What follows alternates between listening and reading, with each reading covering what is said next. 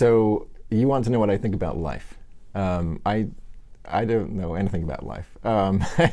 People often say, what's the meaning of life? And I don't even understand what the question comes to. I mean, I'm essentially on the side of the existentialists in thinking that life doesn't come with a meaning pre-given to it, and it's human beings who give it one. But I can tell you one thing that I've been thinking about, and that is that lives have shapes, and the shape that lives have actually turns out to matter. So I have no idea what, I can't say anything grand about life as a whole, but I can say it matters what your life looks like. And of course, there are many things. So, survival is important, and morality is important, and accomplishments are important. But it turns out that the shape that you end up giving to your life matters too. It seems a little counterintuitive, because you might just think that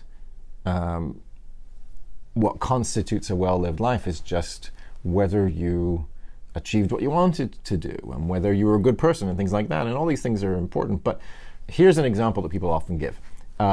Imagine you're a disembodied soul waiting to be born, and God or whoever gives you a choice. Here is a choice of two lives you could possibly lead. And in one life, it starts out fantastic, and then gradually goes downhill. And in the other life, it starts out not so great, and gradually, pretty much everyone chooses the getting better over time, even if we're talking about two lives that have exactly the same quantity of happy and sad moments. Weirdly, it seems like the shape matters. It's not just goodness and achievement and accomplishment and happiness. So that's a really interesting fact. I mean, it's even in the Gospels, the prodigal son story, that somehow it seems as though God believes that the shape of a life matters. It's better. Why should it be better, preferable, to have converts, right? People who've strayed and come back to the fold, and people who've just been good their whole lives? That seems totally counterintuitive. But it turns out that life shapes matter. There are some that just seem to be more conducive to an overall sense of satisfaction than others. And this is a really powerful fact, because it actually means that there are things that we can change about our situation that we might think are unchangeable. This is a point that I borrow from my friend and colleague Lanier Anderson, that there are these things that have happened to us in our past that we may regret, or that linger on as a kind of scar or what have you. But it turns out that as long as the story isn't over, you can actually change the significance of those events in your life by adding new chapters to the story.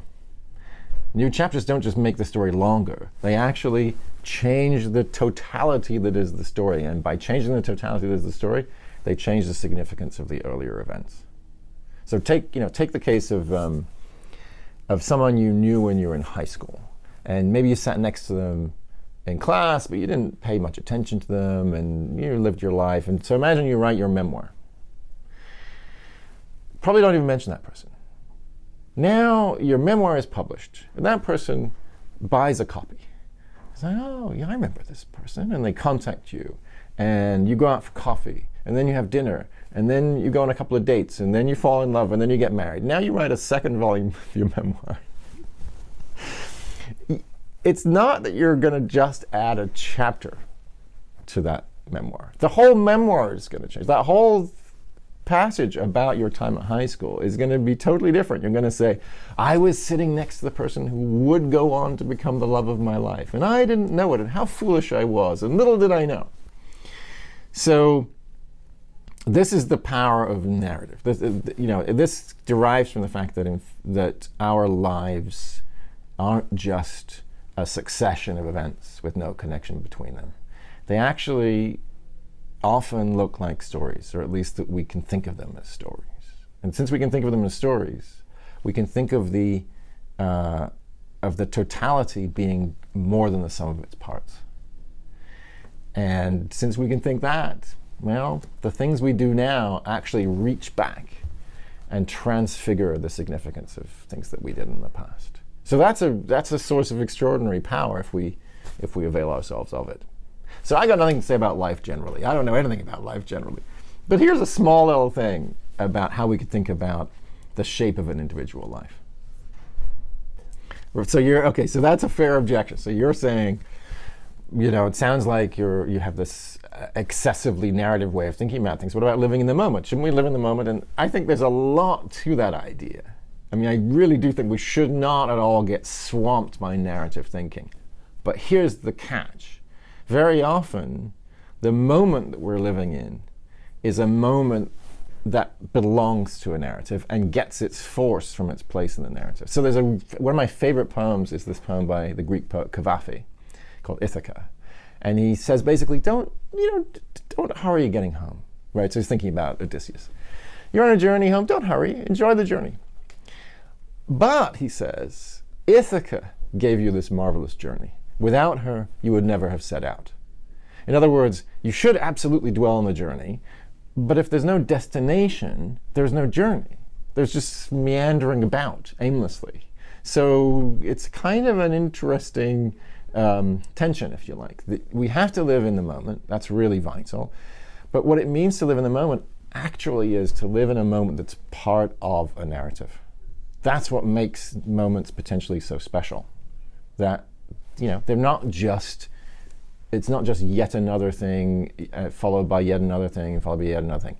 There's a kind of progression. It's building to something. This is, all these meanderings, all these wanderings are part of an overall trajectory towards home.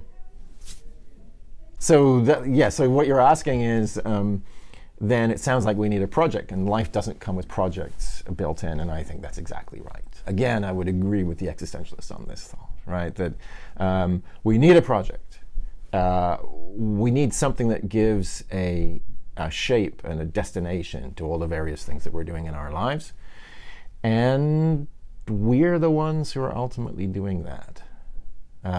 Or at the very least, we're the ones who are responsible for choosing among the projects that life suggests to us.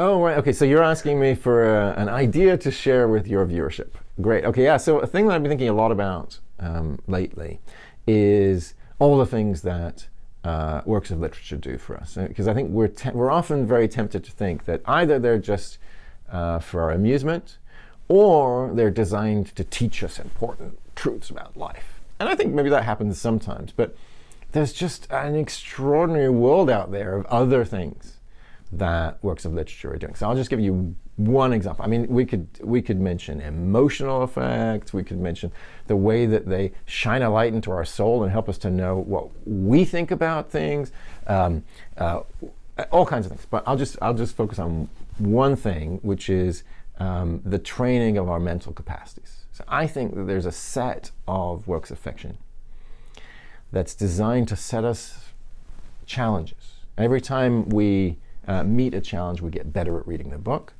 And as we get better at reading the book, we get better at living our life. So here's an example. The parables of Jesus in the Gospel of Mark. Now, the Gospel of Mark is not a work of fiction. You can believe it's true or not believe it's true, but it's not a work of fiction. But the parables are works of fiction. They're about people who didn't exist, some farmers, of course you can have a farmer, but it's a little work of fiction, it's a little story. Why does Jesus talk in parables in the Gospel of Mark? Many people think that the point of talking in parables is to be more clear, to be better understood. But guess what? Nobody understands it. The disciples say, could you please explain the parable to us? So look, if the disciples don't understand, and Jesus himself says, I speak in parables so that people may look and not see, and listen and not hear, lest they turn again and be forgiven. So this is a totally mind-blowing but real feature of the Gospel of Mark. So what's the point of the parables? These little miniature fictions set inside the non-fiction gospel. Long story short, I think their point is to cultivate our capacity for thinking in figurative language, right? Jesus is perfectly capable of speaking in ordinary, non-fictional sentences. Do this, don't do this. Be nice to each other. if he chooses to speak in metaphors, the point is to get us thinking metaphorically. That's what we're being called upon to do. We're supposed to be better than the disciples. We're supposed to be able to handle metaphors and not have to ask all the time, what does that mean? What does that mean? Indeed, we're supposed to be able to produce metaphorical language of our own. This might seem completely disconnected from Christianity, but it's not. And the reason is that metaphors are a bridge between the tangible and the intangible, the concrete and the abstract. Here you have a sower, a real human being, grain, soil, very ordinary things, but none of them stands for itself. Every single thing stands for something higher. Right? The seed stands for instruction, and the grain stands for a kind of flourishing of the soul. I'm sorry, the plants stand for a flourishing of the soul. So if you can think in metaphor, you can move from the letter to the spirit. You can start to see the entire plane of human experience from God's point of view. So it turns out an extraordinary amount turns on the choice of a fictional form for this particular branch of Jesus' teaching. And accordingly for us, reading these little miniature fictions, we stand to do something much more than just learn what Jesus believed or learn what we should believe. We stand to become different beings. We stand to cultivate a certain capacity we have to step back from our immersion in this worldly experience and start to operate on a much higher plane. So, one of the many things that we can do with fictions other than just trying to extract some kind of teaching from them. So you're asking, are there other cases like this? Absolutely. I mean, take Plato, for example. Plato's dialogues involve a character, Socrates, who very often makes argumentative mistakes. I think we as readers are supposed to pick up on that and thereby become better reasoners, better at making arguments and spotting holes in other people's arguments. We could think of Jane Austen. I think her novels are designed in part to make us better at doubting ourselves and not being excessively overconfident. Or Flaubert, I think his Madame Bovary is designed to make us more effective social agents so we won't be taken advantage of by predatory Machiavellian human beings. So all the way down the line, there are these extraordinary works of fiction whose point is not to tell us something, but whose point instead is to make us better reasoners or better handlers of metaphor or better warders off of Machiavellian wolves, and so on down the line. They are designed to help us cultivate our mental capacities through practice. That's what I'd like to share with your viewership.